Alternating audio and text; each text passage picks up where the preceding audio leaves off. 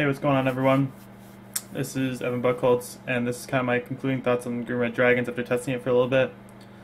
I was not impressed. I was really excited trying it out because I thought it would be pretty good in this metagame. I thought the power of Elvish Mystic and the Megamorph package was going to be pretty potent with the dragons and Rabblemaster and the pretty good removal against small creatures. However, I found that it's a very lopsided deck. I feel like the games you win by a mile, but the games you lose by a mile as well. And even the close games still feel really hard. So these are my records. It could not be mono red. It was so horrible. Esper Dragons was very, very easy. Just guys didn't see it was close, but I just didn't feel like I had enough hate and was like a turn too slow. Abs and Control, I felt pretty favored the first time I played, and then like the second time, I don't know if he just had everything, but it was really tough. They were having a lot of ultimate prices, a lot of language is pretty hard to beat. I didn't try Trial Mystery that much, so maybe that's where my problem is. I'm not boarding correctly. Martyr midrange was pretty close. I feel like I could have won that matchup, but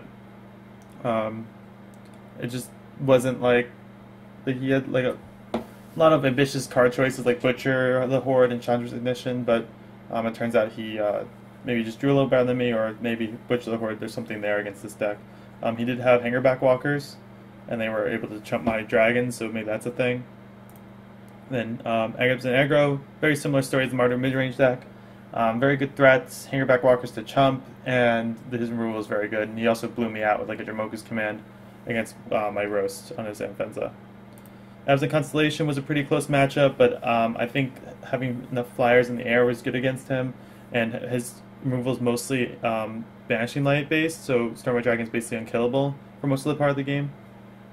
And then I just played against Blue Red Artifacts, and that was a pretty close couple of games, but again, Hangerback Walker making tokens was really tough for the Dragons to fly through.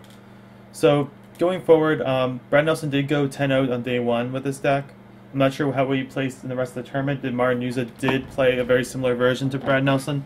I'm sure they shared some form of technology, or they at least shared some sentiments, similar thoughts.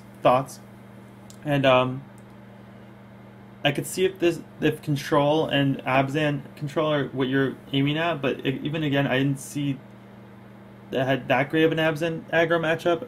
Abzan Control matchup.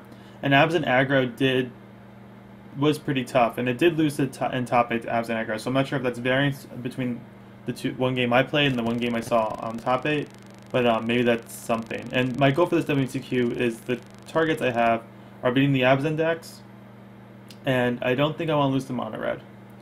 And this deck doesn't crush the Abzan decks as much as I would like, and it definitely loses the mono red hard. So I think moving forward, I don't think I'll be on this deck. I mean, I might revisit it if I find that maybe there's something else left, but I think I'm going to move to something else for now and try testing something else, because this just was not impressing me to work further on it. Alright, thanks for watching, guys. We'll continue with our WCQ testing, trying to get the World Championships. Let's do this.